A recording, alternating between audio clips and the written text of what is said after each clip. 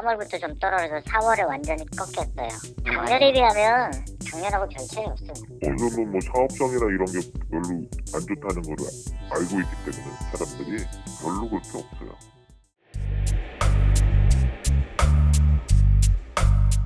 (2020년 1월) 입주를 시작한 노원 센트럴 푸르지오. 준공 30년이 넘은 구축 아파트가 밀집한 서울 노원구에서 입주 4년차밖에 안 된 준신축 단지입니다. 이 단지 33평형은 입주 다음 해인 2021년 11월 12억 5천만 원에 거래됐습니다. 지난해 10월에는 고점 대비 2억 원 이상 폭락한 10억 1천만 원까지 떨어졌었는데요. 올해도 여전히 10억 초반대에 거래되고 있습니다. 아파트 가격이 전혀 회복세를 보이지 못하고 있습니다. 노원구 공릉동에 위치한 태릉 효성 해링턴 플레이스. 1,300여 가구가 입주한 이 단지도 입주 3년차밖에 안 된 신축입니다. 29평형은 올해 4월 9억 1,500만 원에 거래됐습니다. 가격이 큰 폭으로 떨어진 지난해 3월 9억 4천만 원과 비교해도 최근 실거래 가격이 오히려 더 낮습니다. 현지 공인중개사들은 서울 집값이 오른다는 소리는 거짓말 같다면서 오히려 연초보다 거래량은 더 줄었다고 전했습니다. 실제로 서울 아파트 매매량은 연초부터 지속적으로 증가하고 있지만 체감상 노도강 지역은 정반대 양상입니다. 1, 2월에는 좀 많이 됐고요. 3월부터 좀 떨어져서 4월에 완전히 꺾였어요. 작년에 비하면 작년하고 별 차이 없어요. 매매되는 건수를 보면은 금액도 작년이랑 비슷하고요.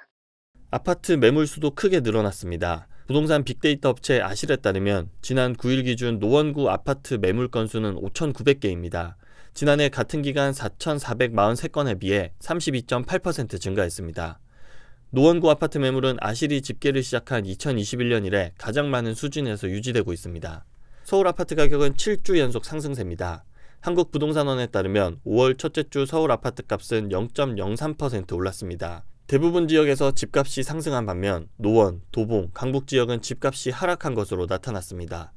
노원구는 0.02% 하락했고 강북구와 도봉구도 각각 0.02%, 0.01%씩 내렸습니다. 올해 누적으로 보더라도 도봉구가 0.87% 내려 서울 25개 자치구 가운데 가장 큰 낙폭을 기록했습니다. 강북구와 노원구가 그 뒤를 이었습니다. 정부와 지자체의 재건축 규제 완화 기조에다 서울 아파트 가격이 상승세를 보이고 있지만 이런 상승 기류에 합류하지 못하고 있는 겁니다. 지금은 뭐 사업성이나 이런 게 별로 안 좋다는 걸 알고 있기 때문에 사람들이 별로 그렇게 없어요. 예전엔 투자 목적이었다면 지금은 실거주 목적으로 들어와요.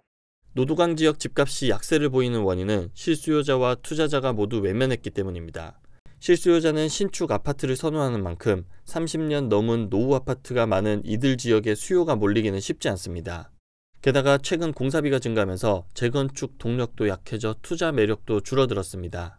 시공사의 공사비 인상 요구와 이에 따른 분담금 증가로 가뜩이나 사업성이 떨어지는 지역은 재건축에 따른 수익을 기대하기 어렵습니다.